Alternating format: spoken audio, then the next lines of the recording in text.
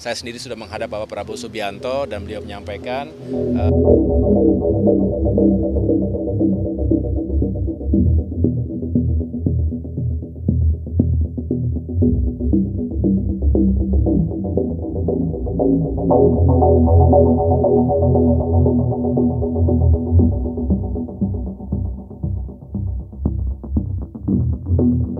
ya, kami pertama menunggu dulu.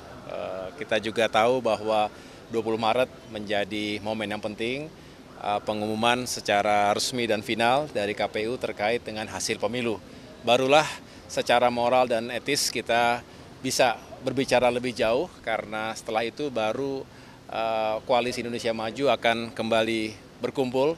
Saya sendiri sudah menghadap Bapak Prabowo Subianto dan beliau menyampaikan sama-sama kita kawal dulu proses penghitungan suara ini, dan ketika itu sudah dinyatakan secara resmi dan Pak Prabowo dan Mas Gibran dinyatakan sebagai pemenang dalam pemilihan presiden 2024 ini, maka tentu langkah pertama Koalisi Indonesia Maju akan segera bertemu dan kita akan membahas langkah-langkah menuju ke 20 Oktober 2024. Tentu diantaranya selain kita membahas bagaimana menyiapkan langkah-langkah transisi yang baik, tapi juga bagaimana menyiapkan pemerintahan yang berkualitas, yang kapabel ke depan, sehingga program-program kebijakan-kebijakan Presiden Joko Widodo hari ini, segala yang sudah baik, ya bisa kita kawal dan kita lanjutkan ke depan, sambil tentunya bisa merumuskan bersama implementasi dari segala apa yang telah dikampanyekan, visi misi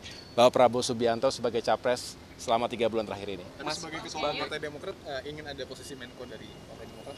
Kita tidak bicara dulu posisi ya, karena kami ingin sekali lagi meletakkan segala sesuatu secara proper. Kita tahu Presiden memiliki hak prerogatif, kami hanya ingin menyampaikan apa yang perlu diperjuangkan bersama.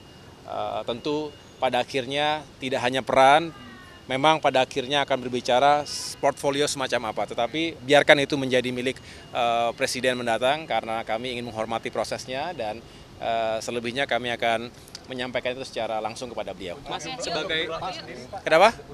Ya, sama.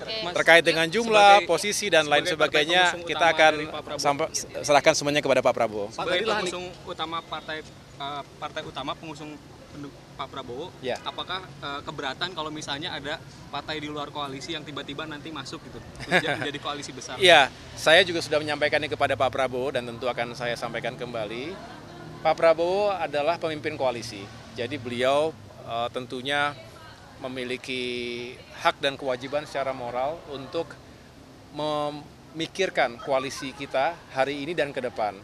Kami tentu sangat memahami dan menghormati, karena tentunya beliaulah yang bisa menentukan apakah koalisi Indonesia Maju saat ini dinyatakan cukup kuat, cukup kokoh di pemerintahan maupun di parlemen, atau beliau memiliki pandangan yang lain. Tetapi beliau selalu mengajak kita berbicara bersama. Saya tidak ingin menyampaikan ini di sini, ada berbagai faktor tentunya. Yang jelas kami ingin pemerintahan ke depan itu sukses, dikawal dengan baik oleh partai-partai pengusungnya, tetapi juga kita ingin stabilitas di parlemen ini juga bisa dijaga, karena apapun ketika kita bicara mewujudkan program-program kebijakan-kebijakan pro rakyat harus juga bisa dikawal di parlemen.